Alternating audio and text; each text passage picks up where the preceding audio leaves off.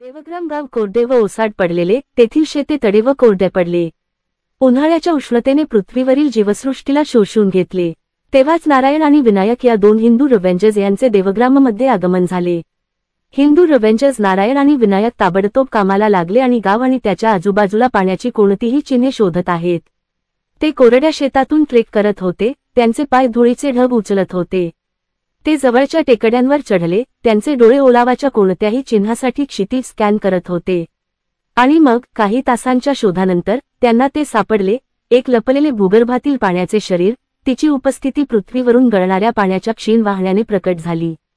नूतनीकृत ऊर्जेसह नारायण आणि विनायक कामाला लागले, लपलेले पाण्याचे शरीर उघड करण्यासाठी पृथ्वीचे खोदकाम आणि उत्खनन. दुष्काळग्रस्त गावात नदी वाहू लागली, लोकांची तहान भागवण्यासाठी. गावकरी आनंदाने रडले, त्यांचे चेहरे कृतज्ञतेने भरले. नारायण आणि विनायक वीरगतीने डोंगरमाथ्यावर उभे होते, त्यांचे डोळे अभिमानाने चमकत होते. त्यांनी ते केले होते, त्यांनी देवग्रामला पाणी आणले होते. गाव वाचले, तेथील लोकांचे पुनरुज्जीवन झाले.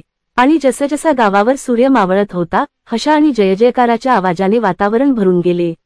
हिंदू रेव्हेंजर्स नारायण आणि विनायक पाहत उभे राहिले, त्यांचे अंतःकरण आनंदाने भरले आणि त्यांचे आत्मे उफाळून आले.